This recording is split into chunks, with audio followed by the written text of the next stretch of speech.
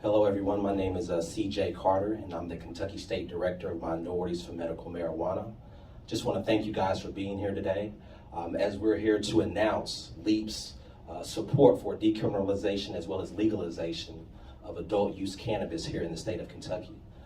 This is kind of a surreal moment for me, being that this is the day after we celebrate the legacy of Dr. King. We're 2 weeks away from Black History Month.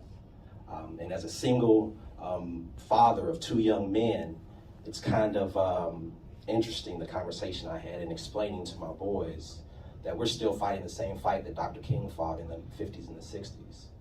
And that we're still fighting the same fight that we've been fighting since the inception of this country. So here we are yet again here in the cannabis space, and it's business as usual. Nothing has changed.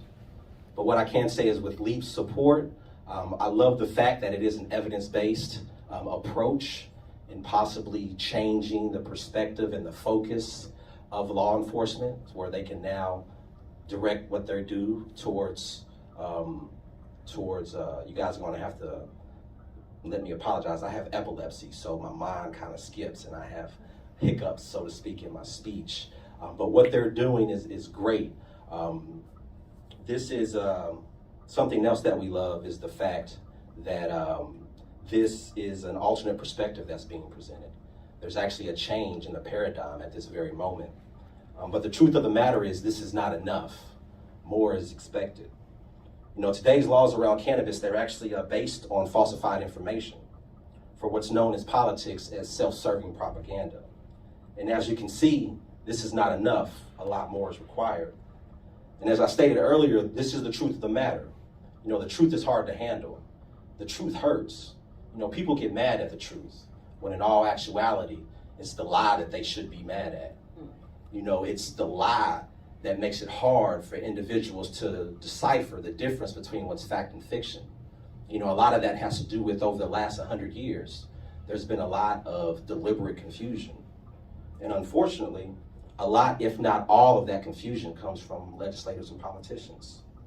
So we can agree to disagree, but I'll say this, that now is the time for us to reconcile our differences, because class is now in session for our Kentucky legislators. I have to get specific in saying this. I'm speaking directly to Senator Robert Stivers, Senator Dayton Thayer, Senator Mike Wilson, and any of the other 105 Republican-led legislators. Unfortunately, what it is that they're doing, they're actually exhibiting the same behavior as an elementary age student in math class who tells his math teacher that 2 + 2 = 5. And the worst thing is they refuse to show any work, and yet they expect to receive full faith and credit from their citizens. They're actually stuck in their ways, and they're so stubborn that now that they've assumed a position of power, they're actually incapable of being open-minded, and the fact that they're even wrong and have the wrong answer. So it's not completely their faults, or is it? I'll say that we are in the age of information, and we do have Google, Alexa, and Siri in the palms of our hands to help assist us in the self-education efforts that we have for ourselves. And this actually highlights the fact, you know, that in this discussion, there's a heavy importance and a responsibility that's attached to the principle of self-education. And I want to make myself clear when I speak to the senators, to the members of the House, to the decision makers. If you don't have the ability to self-educate, standing here before you is a coalition of educating decision makers. We're here at your disposal. And we've attempted to do just that and to offer you the knowledge that we have regarding cannabis. And since the start of this legislative session, I've been in contact with Ms. Peggy in Senator Thayer's office, Ms. Christie in Senator Stivers' office, Sierra in Representative Nemus's office, as well as Lena in Ms. Westerfield's office. And the list goes on.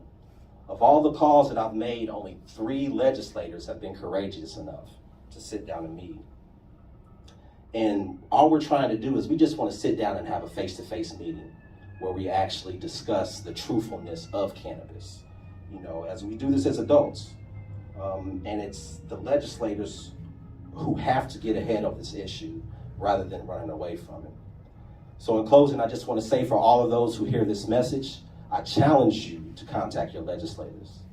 A quick Google search of who's my Kentucky legislator will show you who your legislator is and offer you a number on who you need to call. And if you just so happen to do that, we can use this legislative session as a case study to see if our politicians actually work for the people or if they actually only serve their own interest. Thank you for your time.